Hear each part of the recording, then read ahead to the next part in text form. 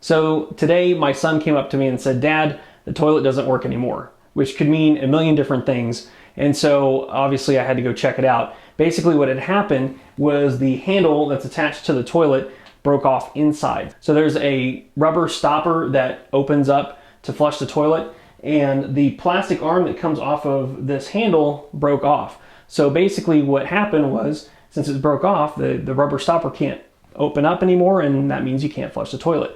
So in order to fix that, what we have to do is we have to replace this whole flush handle. Now this one is actually okay. I went ahead and replaced the one on the toilet that was broken, but to make things a little bit more consistent and to look a little bit better, I went ahead and bought two of these so that way we could upgrade the look in both of our bathrooms. So the kit that I bought is this one. This is a universal kit from Corky, and basically this should work with pretty much any toilet, whether or not you have a front mount flush handle like this one here, or if it's at an angle. There's also ones that are mounted to the side, and so forth. So with this universal mount, you can basically readjust the arm inside depending on what your needs are, and replace a broken handle for no matter what toilet you have. So what we're going to do in this video is we're going to go show you step by step the process of what you need to do to remove your old handle and replace it with a new one. All right, so to show you what this process actually looks like, first we're going to show you what's inside of this. So we'll open this up here. So this is what's included. There's the flush handle that's right here. This one's metal as opposed to the one that we have in place now, which is plastic.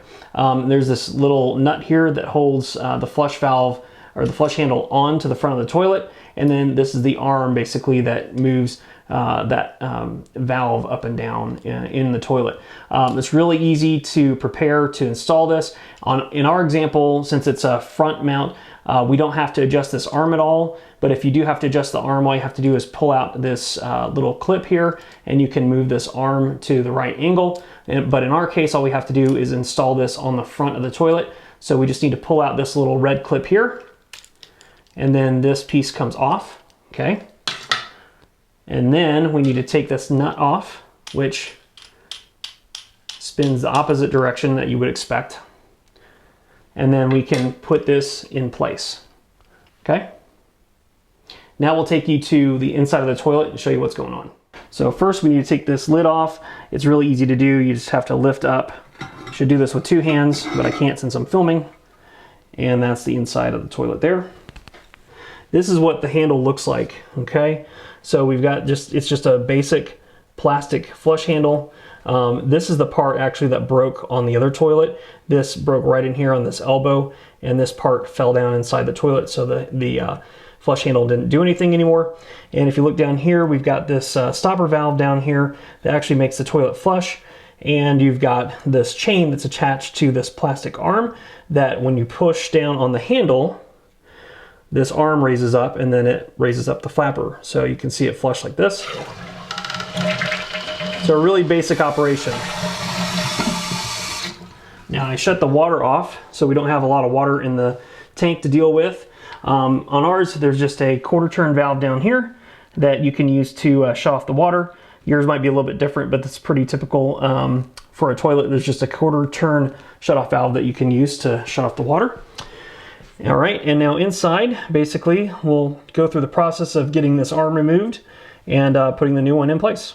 All right, so first up, we want to get this metal chain off of this plastic valve. Now there's still a little bit of water in here. That's okay.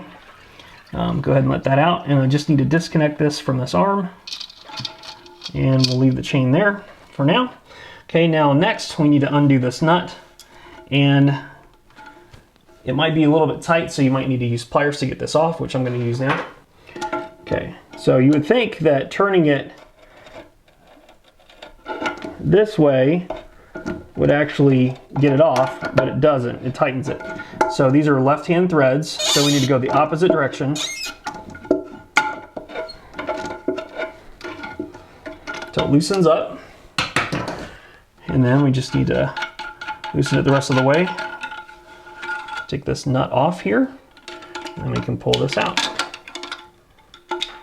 Okay. All right, now with the new flush handle, there's a square here you can see that basically fits into the opening on the front of the toilet. All right, so there's a square opening here, okay? So all this does is this goes inside and it goes in at one angle, okay? So this is the angle for this toilet. That's all you can do. And then you just need to hold it tight. Let me grab this nut here. And we'll put this on. Spin it on. Tighten it down.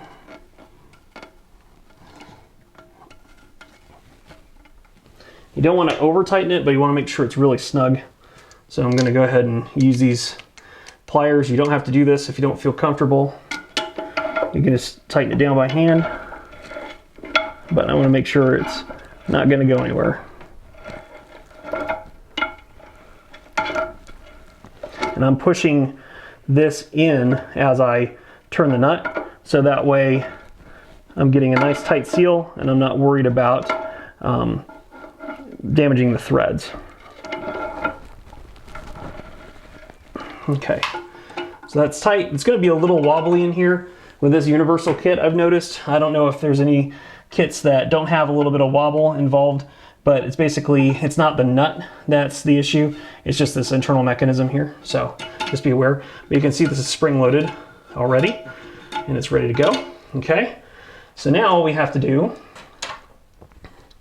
is we need to take our arm and we need to install it at a 30-degree angle. So instead of installing it straight across, we need to install it at a little bit of a down angle. So we're going to do that. There's little teeth on the inside here that will hook on to this, basically this piece of plastic sticking out, and to get our angle. You don't have to be exactly precise, just know it needs to go at a little bit of a downward angle, because what needs to happen is when you flush this handle, this arm needs to have room to move up. If it was level, it's going to hit the lid right away and you're not going to have enough room there to be able to pull this valve up and flush the toilet. So it needs to be at a little bit of a down angle, not too much, just enough. Okay, so that looks about right here.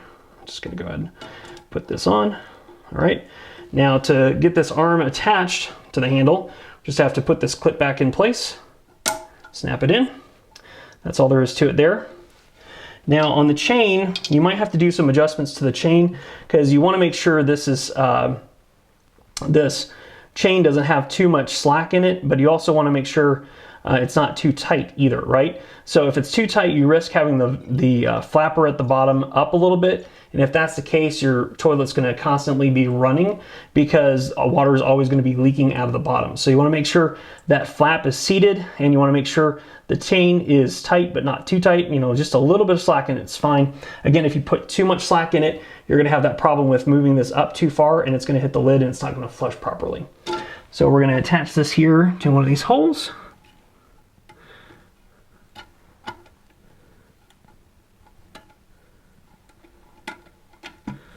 And you can see it's got a little bit of slack here, but not a lot.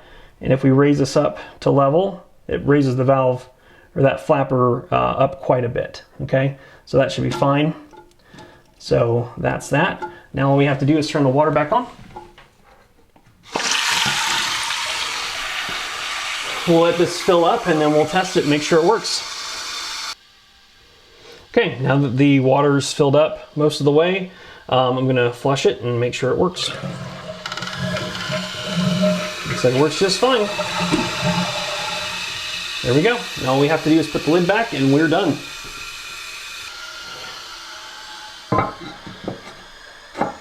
Okay, that's all there is to it. Really simple, easy, quick job. Not a whole lot to it. This handle costs about, I don't know, 15 to 20 bucks depending on what style you get.